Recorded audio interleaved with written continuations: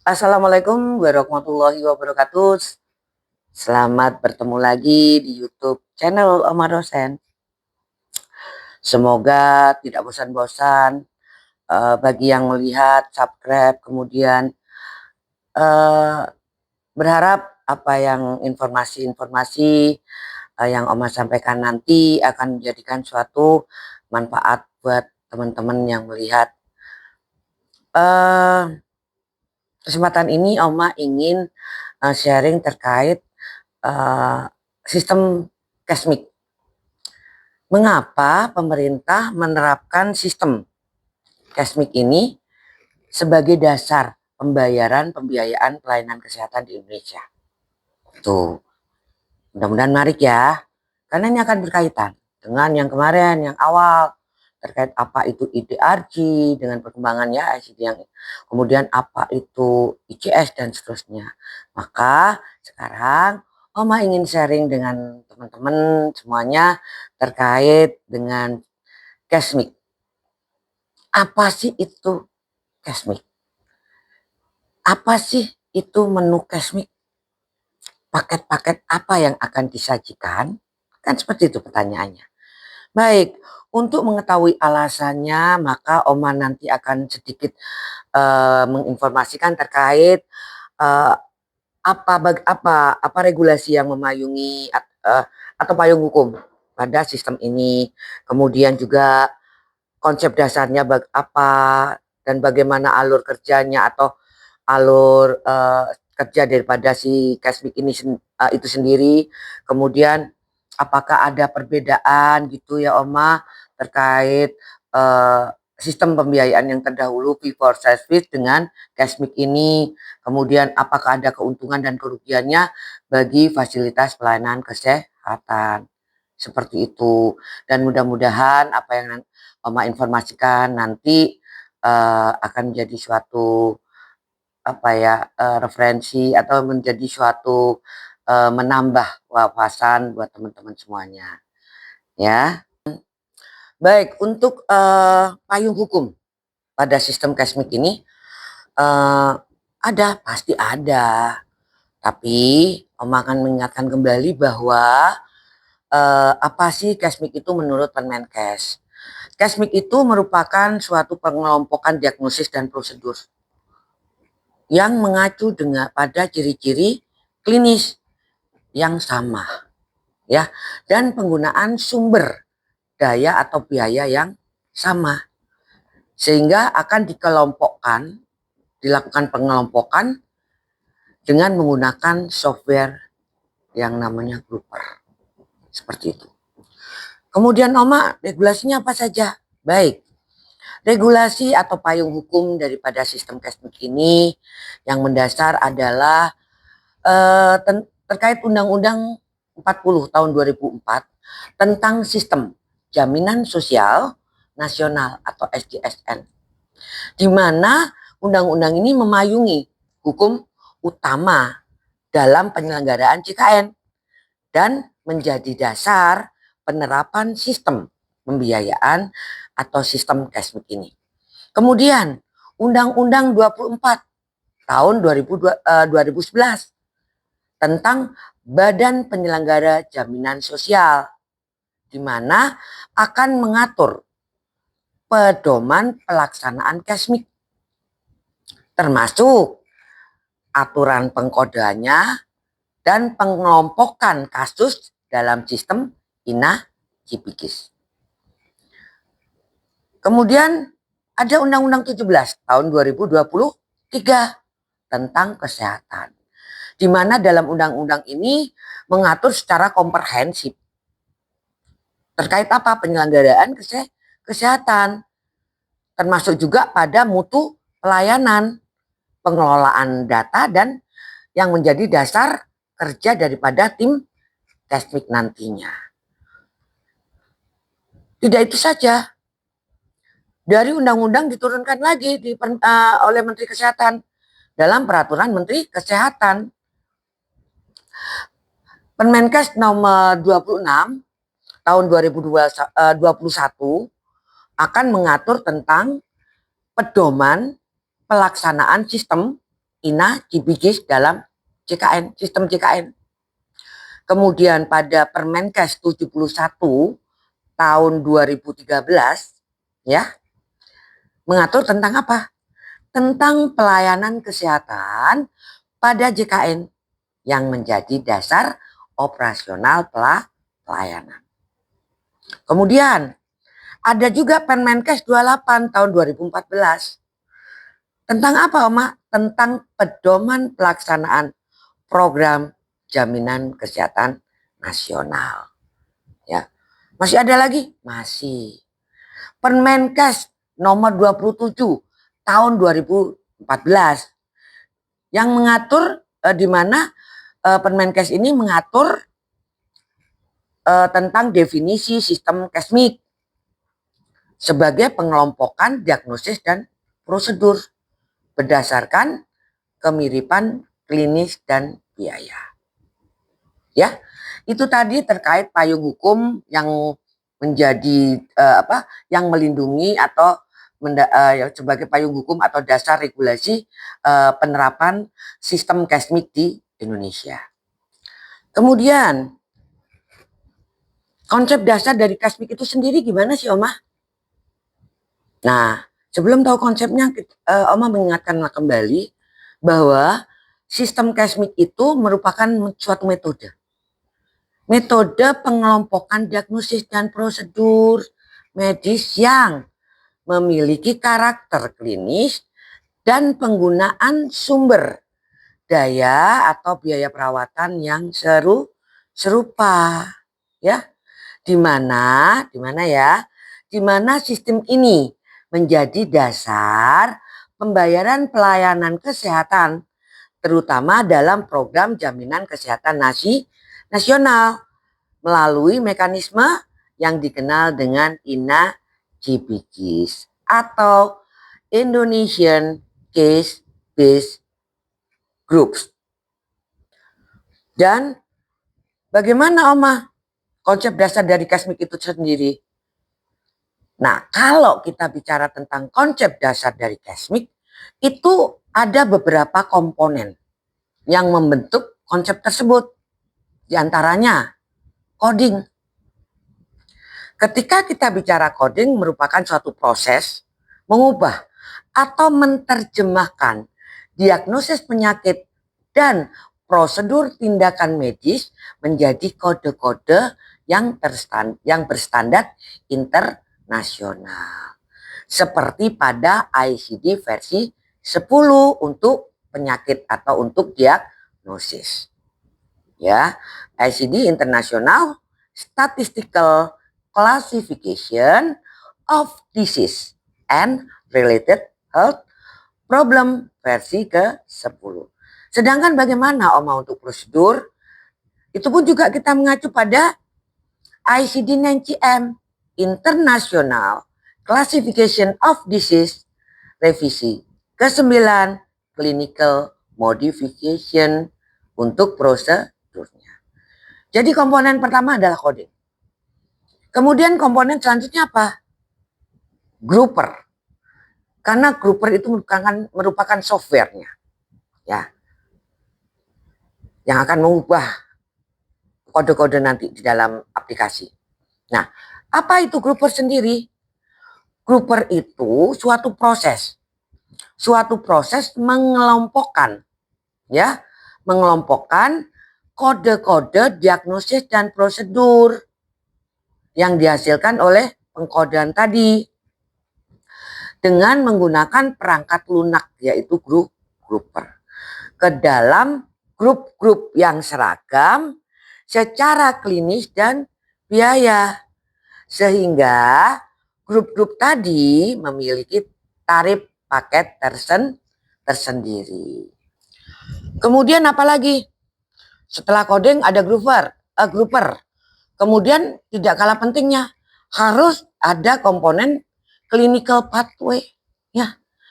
Nah, clinical pathway inilah sebagai standar perawatan klinis yang terstruktur untuk diagnosis tertentu. Diharapkan standar ini membantu memastikan bahwa bahwa pelayanan yang diberikan efisien, sesuai, dan terkelompok dalam biaya yang telah ditentukan. Kemudian tidak kalah pentingnya sekarang adalah teknologi informasi. Kenapa? Karena penggunaan perangkat lunak dan sistem informasi rumah sakit atau SIM-RS itu untuk pengelolaan data, mengelola data pasien, ya. Kemudian bisa untuk melakukan coding, kemudian juga bisa untuk proses grouping. Jadi tadi ingat ada coding, ada grouper itu sendiri ya. Kemudian ada clinical pathway itu sebagai standar perawatan klinis. Kemudian juga harus dibarengin dengan teknologi informasi. Itu komponen yang ada di Cashmik. Lalu ada pertanyaan lagi ke Oma. Oma, proses kerjanya gimana itu Cashmik di dalam sistem ini? Oke. Pasti harus ada ya, pasti ada. Proses kerja sistem Cashmik ini kan dalam proses kerja sistem Cashmik ini kan dalam rangka dalam skema pembayaran JKN ya, sehingga bisa digambarkan seperti ini. Pelayanan pasien, di mana ada penerimaan pasien ya di fasilitas pelayanan kesehatan. Berarti ada pelayanan pasien, alurnya dari pelayanan pasien. Kemudian setelah pelayanan pasien pasti pasien diperiksa ya, kemudian diperiksa oleh DPPA, DPJP dan seterusnya, maka harus dilakukan pencatatan pada rekam medis. Ada setelah pelayanan pasien kemudian langsung ke pencatatan rekam medis. Kemudian setelah pasien pulang maka hasil pencatatan tadi akan dikoding oleh tim Cashmik atau petugas yang menjadi petugas coder di tim Cashmiknya ya. Kemudian setelah diberikan coding maka coding yang relevan ya, yang sesuai ya, harus relevan dengan yang ada. Setelah diberikan decoding, kemudian diinput ya, kemudian dimasukkan dalam aplikasi atau software tadi untuk dapat diklasifikasikan ke dalam grup INAH CPKIS yang sesuai. Masukkan dalam ini aplikasi atau sistem grouper tadi ya. Kemudian setelah digrouper, setelah digrouper maka akan muncul estimasi atau penentuan tarif berdasarkan INAH CPKIS yang dihasilkan dari grouper tadi. Besaran tarifnya berapa untuk pembayaran, dan besaran tarif itu akan menjadi suatu acuan. Acuan untuk siapa? Untuk BPJS untuk membayar klaim pada fasilitas pelayanan kesehatan. Kemudian setelah penentuan tarif maka klaim dan verifikasi, di mana nanti rumah sakit mengajukan klaim pada BPJS, kemudian BPJS melakukan verifikasi ya, pada kode-kode tadi yang sudah di grouping sehingga menentukan terlihat tarifnya, kemudian dilakukan verifikasi. Jadi mekanisme atau proses kerja Cashmik itu sederhana ya, tapi harus teliti dan sesuai. Dari mulai pelayanan pasien yang datang, kemudian setelah diberikan pelayanan, maka apapun kegiatan dalam asuhan pelayanan harus terekam atau tercatat dalam rekam medis pasien. Kemudian apapun yang ditulis oleh PPA atau DPJP akan diterjemahkan oleh petugas tim Cashmik, dalam hal ini coder kode tim Cashmik menjadi sebuah hasil kode yang relevan sesuai dengan yang terekam ya. Kemudian setelah itu digrouper, kemudian grouper, setelah digrouper nanti akan muncullah tarif yang sesuai dengan klasifikasi atau pada grup INAH GPGIS. Kemudian dari hasil grouper tadi diajukan klaim oleh fasilitas pelayanan kesehatan kemana? Ke BPJS. Kemudian BPJS akan memverifikasi berdasarkan hasil grouping dan berkas-berkas administrasi yang harus dikirimkan atau yang harus ada seperti itu ya. Jadi ingat mekanismenya seperti itu untuk proses kerja daripada Cashmik itu sendiri. Kemudian Omah, bagaimana ini? Apakah ada perbedaan Omah daripada sistem pembiayaan yang terdahulu dengan sistem Cashmik ini? Ya pasti ada, setiap ada perkembangan atau perkembangan atau inovasi terhadap sistem pasti ada perbedaannya. Nah, perbedaan ini bisa dilihat dari beberapa aspek, misalnya dari aspek dasar pembayaran, di mana kalau pembayaran berdasarkan sistem Cashmik itu berdasarkan paket per kasus penyakit yang telah dikelompokkan. Sedangkan untuk pembayaran yang terdahulu kan berdasarkan fee for service. Itu berdasarkan setiap item pelayanan yang diberikan kepada pasien. Kemudian kita lihat lagi bagaimana terkait untuk kontrol. Kontrol apa? Kontrol biaya. Nah, di mana di Cashmik ini sangat membantu untuk mengendalikan biaya karena tarifnya sudah sudah ditentukan dari awal, sehingga itu akan mendorong efisiensi. Kalau misalnya untuk fee for service, sistem ini cenderung menyebabkan biaya itu membengkak karena insentif kalau ukurnya yaitu memberikan pelayanan sebanyak mungkin atau kuantitas banyaknya pelayanan yang diberikan seperti itu. Kemudian apalagi Oma? Ya ada masih kita lihat pada aspek kefokusannya ya. Harapannya fokus nih di sistem, kalau di sistem Cashmik ini fokusnya pada efisiensi, mutu, dan outcome. Outcome apa? Outcome pelayanan pasien dalam satu paket.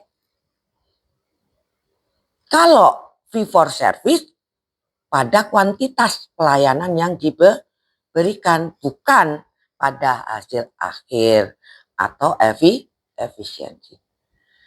Kemudian kalau kita lihat dari aspek inisiatif Fasiankes, itu kalau menggunakan sistem Cashmik itu akan mendorong fasilitas pelayanan kesehatan untuk lebih efisiensi dan inovasi agar biaya perawatannya tidak melebihi tarif yang sudah ditentukan ya. Beda dengan yang fee for service, tidak ada insentif. Karena apa? Tidak ada insentif, kemudian untuk efisiensi juga tidak ada. Kenapa? Setiap tindakan harus dibayar. Seperti itu. Sangat berbeda. Jadi ada beberapa hal. Bisa dalam hal ini perbedaannya bisa berdasarkan dasar pembayarannya, kemudian aspek dari kontrol biaya, kemudian juga dari berfokus pada apa, ya, kemudian apakah fasilitas pelayanan kesehatan itu dari aspek inisiatif fasilitas pelayanan kesehatan itu kalau Cashmik itu lebih mendorong, ya, mendorong Fasiankes untuk lebih efisiensi. Seperti itu. Terus ada lagi pertanyaan. Pertanyaannya tadi apa ya? Lupa. Oh ya, pertanyaannya itu gini. Oma, iya, apa ada manfaatnya sistem Cashmik untuk fasilitas pelayanan kesehatan dalam kalau misalnya dijadikan dasar pembayaran klaim? Ada. Ada diantaranya sebagai pengendalian biaya untuk pembayaran klaim, ya, pengendalian biaya. Sehingga BPJS dalam hal ini bisa mengendalikan biaya, ya, secara efektif. Kemudian rumah sakit diharuskan efisiensi, ya, fasilitas pelayanan kesehatan harus lebih efisien. Kan, kalau dengan menggunakan sistem Cashmik, efisien terhadap apa, Oma? Terhadap sumber daya manusianya, kemudian apalagi pengelolaan terhadap biaya operasional. Kemudian sehingga apa harapannya dari manfaat sistem ini? Yaitu peningkatan kualitas. Kualitas terkait terstandarisasinya pelayanan kesehatan. Melalui apa? Melalui clinical pathway. Untuk apa? Untuk mencapai hasil klinis yang optimal. Ya. Dan hal ini ketika kualitas semuanya sudah pengendalian, efisiensi, peningkatan kualitas, harapannya adalah apa? Semua nanti bisa dijadikan dasar evaluasi atau sebagai alat pembanding, bahkan untuk melihat sebagai alat kinerja daripada Fasiankes itu sendiri, ya, secara objektif bisa. Dan harus transparansi, harus jelas mengenai biaya pelayanan untuk setiap kasus penyakit. Diharapkan mengurangi potensi praktik yang tidak diperlukan, ya. Jadi manfaatnya ada, ya, pengendalian biaya, efisiensi rumah sakit, peningkatan kualitas, dasar evaluasi, kemudian juga transparansi, ya, ingat itu. Kemudian kalau itu sudah terjadi, ini kalau Fasiankes menerapkan nih sistem Cashmik ini, Oma, apa ada untung dan ruginya, ya? Apakah ada untung dan ruginya? Oma ingatkan sekali lagi. Setiap sistem yang dibuat pasti ada keuntungan dan kekurangannya, kelebihan dan kekurangannya, ya, termasuk pada penerapan sistem Cashmik di fasilitas pelayanan kesehatan, ya. Sekarang yang signifikan aja ini, jadi nggak secara detail, ya. Secara signifikan nih keuntungannya nih, ya, bagi keuntungannya nih bagi Fasiankes yang menyelenggarakan sistem yang sudah menyelenggarakan sistem Cashmik nih. Di antaranya adalah mendorong efisiensi layanan. Ya pasti, karena sistem Cashmik ini akan memberikan insentif finansial bagi Fasiankes. Untuk apa? Untuk mengelola sumber daya secara efisien. Sehingga harapannya Fasiankes memperoleh suatu keuntungan secara finansial. Jika, ada jikanya nih, ingat, memperoleh keuntungan secara finansial jika apabila biaya real rumah sakit yang dikeluarkan lebih rendah daripada tarif paket yang ditetapkan oleh BPJS Kesehatan. Kemudian apalagi? Maka standarisasi dan transparansi ketika penerapan sistem ini akan menciptakan standarisasi terhadap apa? Pembayaran yang seragam. Kemudian transparan pada kasus-kasus yang serupa. Sehingga hal ini akan memudahkan proses administrasi dan penagihan klaim pada BPJS Kesehatan. Kemudian, keuntungannya untuk Fasiankes, peningkatan mutu pelayanan. Loh kok peningkatan mutu pelayanan, Oma? Ya pasti kan. Kesmik ini akan menghindari kerugian. Kerugian apa? Ya kerugian lah untuk Fasiankes. Kemudian juga sistem ini mendorong Fasiankes untuk mengembangkan clinical pathway yang efektif dan efisien. Harapannya apa? Harapannya alur pelayanan menjadi lebih terstruktur dan berstandar. Goalnya apa nanti? Ya peningkatan akuntabilitas. Artinya apa? Nah ini penting banget ini. Pencatatan atau pendokumentasian pada rekam medis harus lengkap. Sehingga coding akan akurat. Nah, dua hal ini, pencatatan rekam medis dan coding ini, pada penerapan sistem ini akhirnya menjadi krusial. Ya. Akhirnya fasilitas pelayanan kesehatan didorong segera meningkatkan akuntabilitas dan kelengkapan data medisnya. Seperti itu. Itu dari sisi keuntungan. Kemudian ada lagi nggak, Oma? Ada. Pastinya kalau akuntabilitas, kelengkapan datanya ini memudahkan untuk monitoring. Apalagi dengan adanya sistem informasi rumah sakit atau SIM-RS yang sudah terintegrasi pada setiap Fasiankes sehingga lebih mudah memantau, kemudian menganalisa biaya, kemudian bisa melihat memonitor lagi terkait dengan lamanya pasien dirawat, dan efektivitas pelayanan untuk berbagai kasus penyakit. Jadi semua sistem itu dibuat atau dikembangkan pasti ada keuntungan dan kerugiannya. Itu tadi keuntungan ketika fasilitas pelayanan kesehatan menerapkan sistem Kesmik. Nah, kerugiannya apa, Oma? Ada. Kalau tadi keuntungan, kemudian kerugiannya ada, Oma? Ada. Kerugiannya apa ya?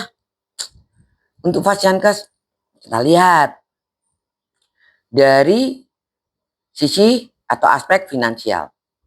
Potensi kerugian pada finansial ketika kerugian untuk Fasiankes. Kenapa potensi kerugian finansial? Karena gini, apabila biaya real rumah sakit yang biaya real yang dikeluarkan rumah sakit itu lebih besar daripada paket yang dibayarkan, maka rumah sakit akan mengalami kerugian. Biasanya hal-hal ini terjadi pada kasus-kasus yang kompleks. Kasus yang kompleks ini biasanya pasien itu memiliki suatu komplikasi, mengalami komplikasi pada penyakitnya. Sehingga hal ini akan menambah atau hal ini akan membutuhkan sumber daya yang lebih besar daripada perkiraan. Gitu. Jadi potensi kerugian finansial. Ya, khususnya tadi ya, ingat pada kasus-kasus yang mempunyai kompleksitas yang tinggi atau mempunyai pasien-pasiennya banyak yang mempunyai komplikasi. Kemudian, apalagi Beban. Beban hidup Oma? Tidak.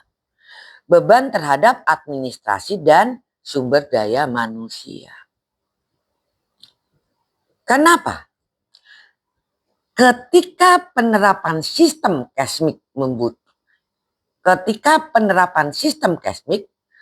maka dibutuhkan tim khusus, termasuk ada tim coder dan verifikator internal yang terampil. Dan itu SDM itu merupakan suatu investasi pada sistem informasi, ya, investasi. Sehingga apa? Fasdiankes harus meningkatkan mutunya melalui apa? Pelatihan. Di mana pelatihan ini membutuhkan waktu dan biaya, ya kan? Karena tadi persiapan ini. Kemudian resiko, ya, dampak resiko terhadap upcoding atau undercoding.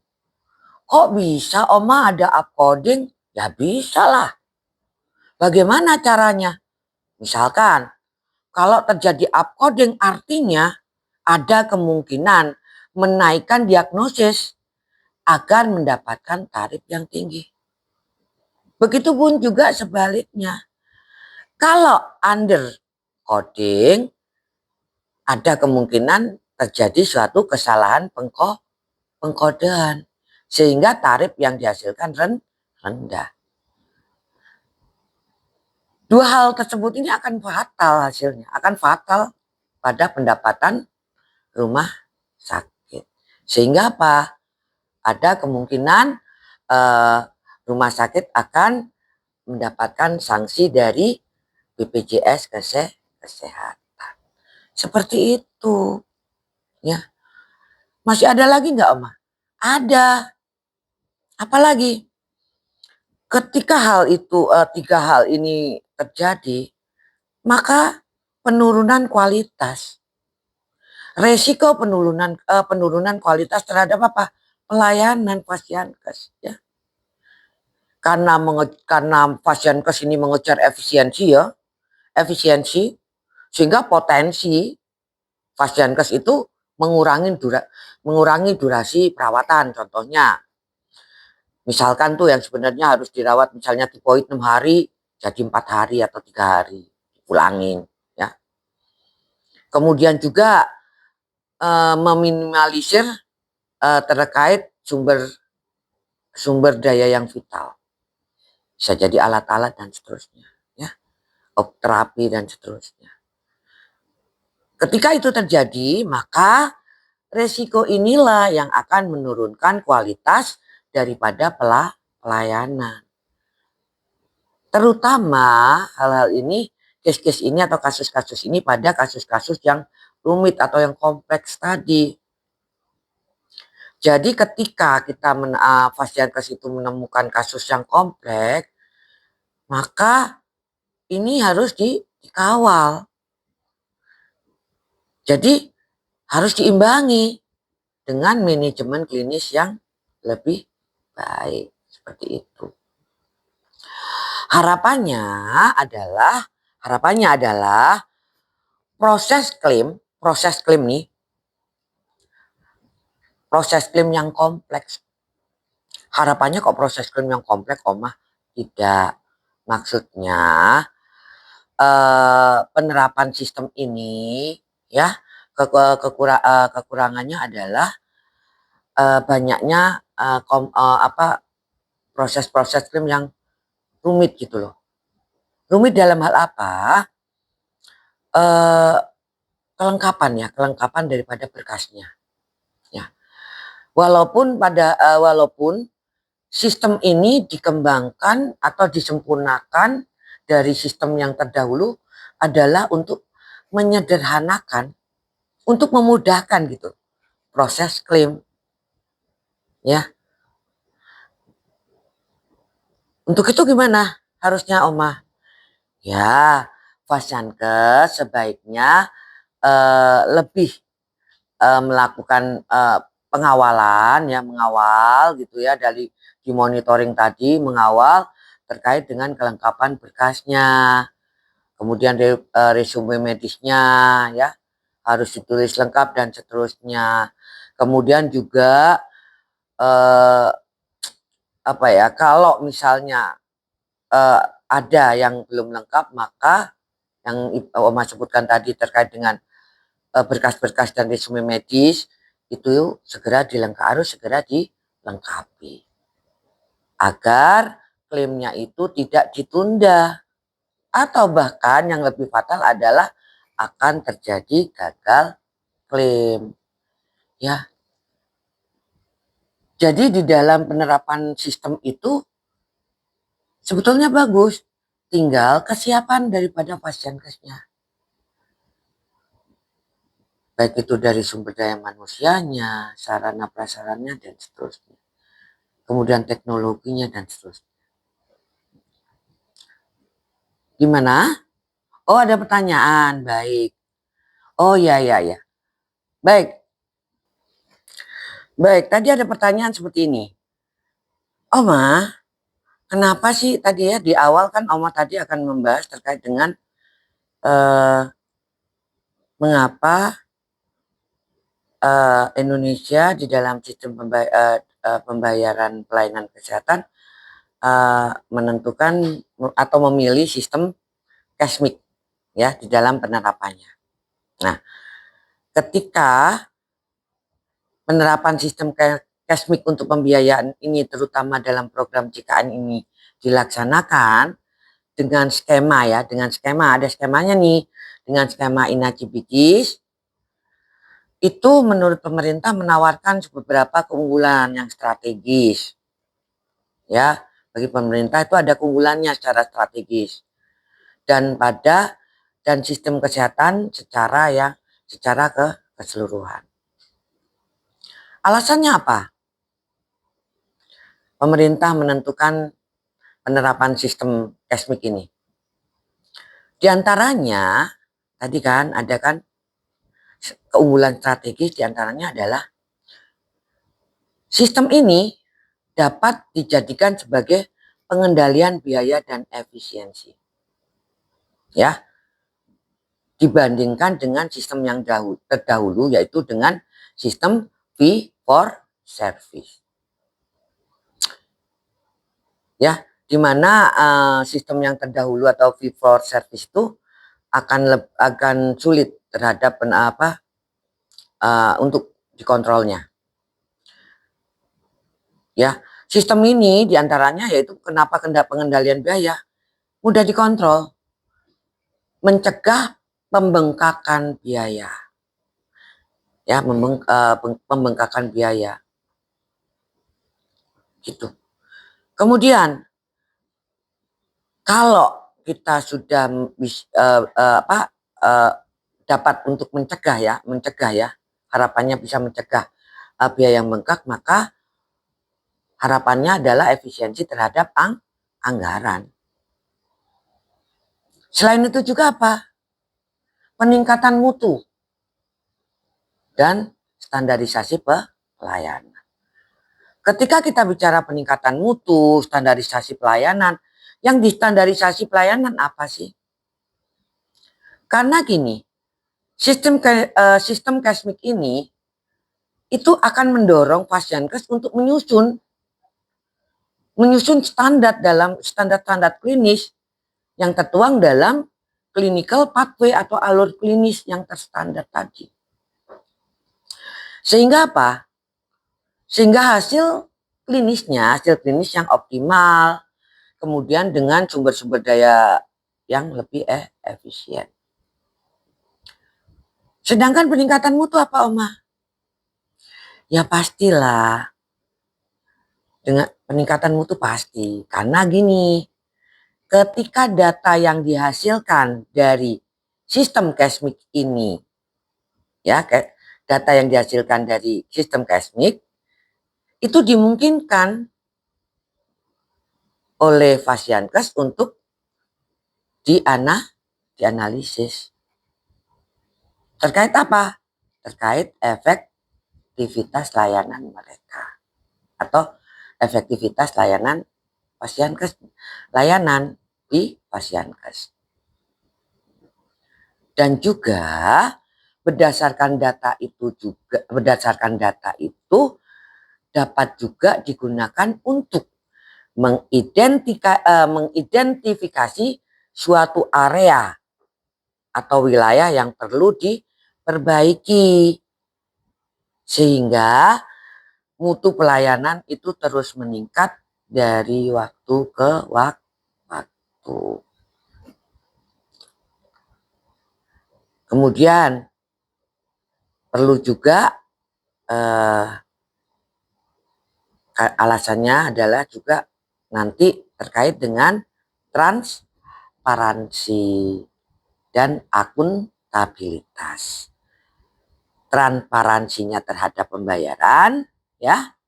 Kemudian akuntabilitas itu mencegah potensi terjadinya kecurangan. Seperti itu. Kemudian lagi adalah hasil tadi data dapat dimanfaatkan. Artinya apa? Pemanfaatan data untuk perencanaan kesehatan, ya.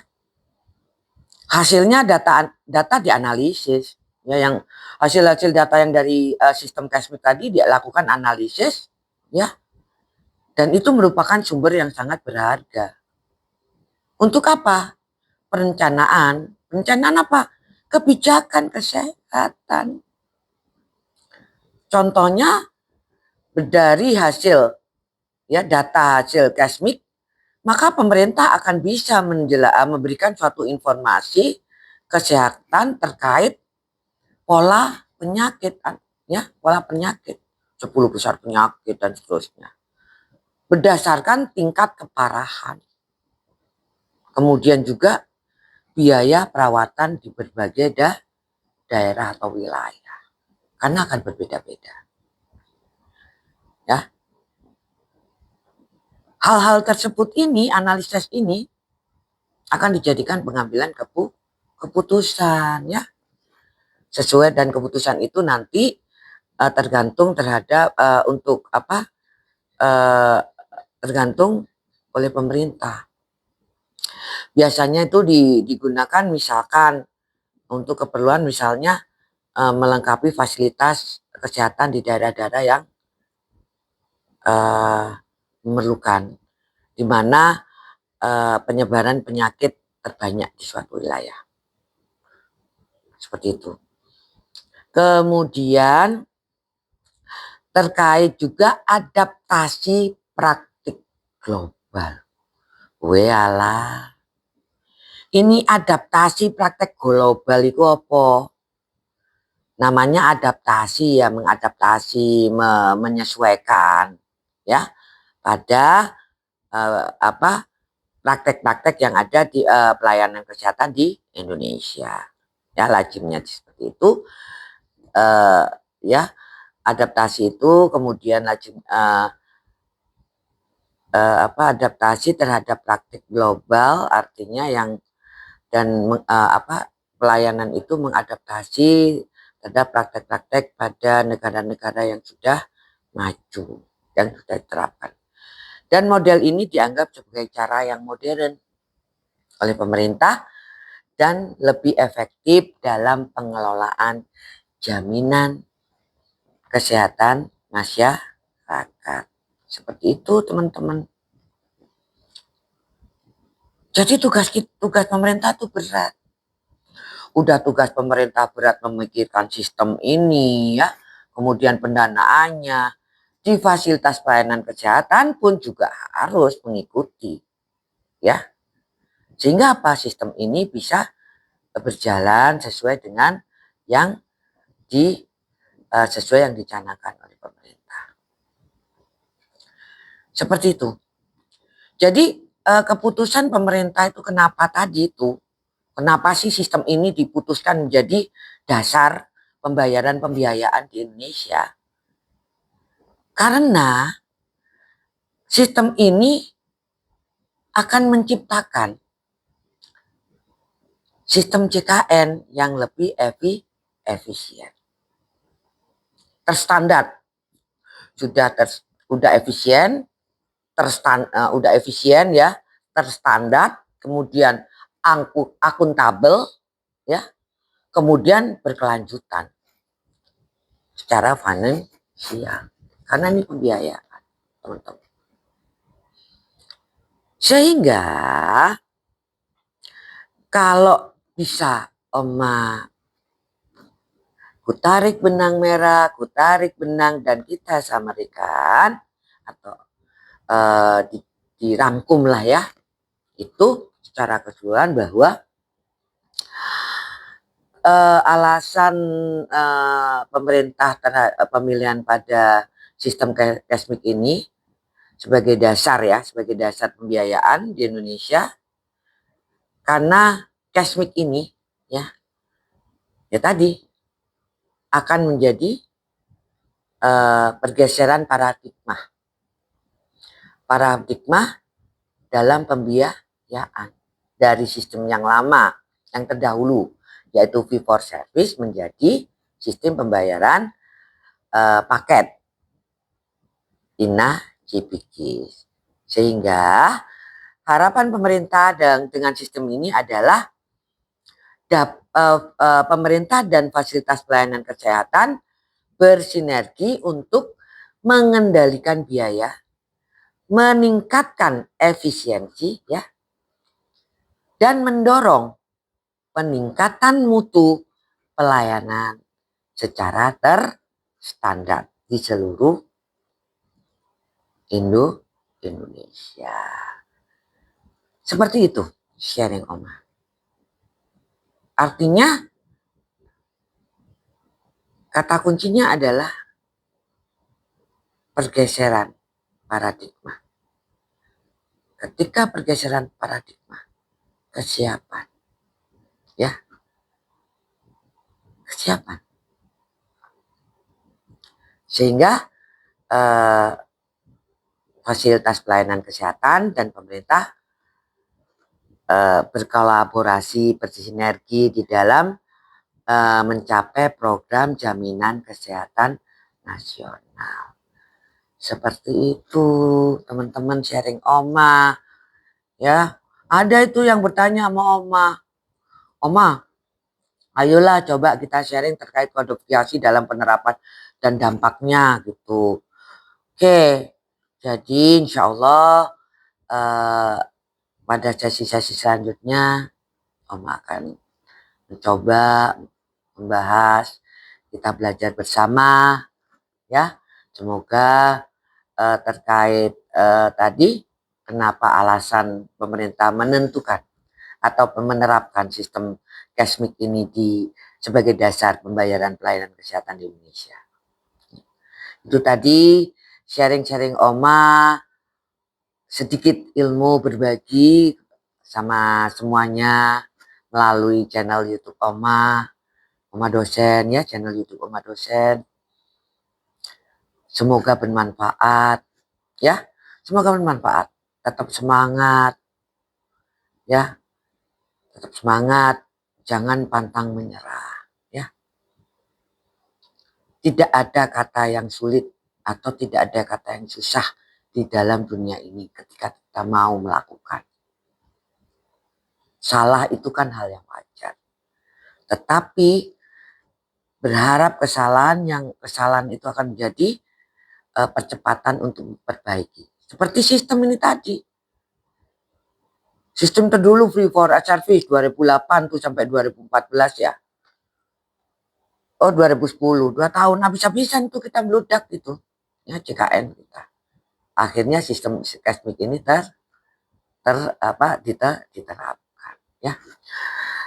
Ya, itu tadi sharing Oma terkait dengan alasan kenapa sistem Kesmik menjadi dasar ya pembiayaan di Indonesia. Terima kasih atas attention dan attentionnya untuk melihat YouTube Oma. Kemudian tetap belajar dan belajar ya. Kemudian karena belajar itu sepanjang hayat. Belajar sepanjang hayat. Ya.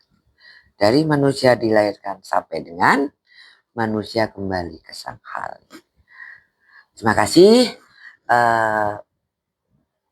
Session sharing dengan Oma dosen terkait dengan masih seputaran keilmuan di bidang rekam medis dan implementasinya yang langsung ya, itu semoga bermanfaat. Semoga bermanfaat sih harapannya, kemudian juga menambah wacana, mengingatkan kembali ya pada teman-teman seperti itu. Terima kasih, sampai ketemu lagi pada sesi-sesi selanjutnya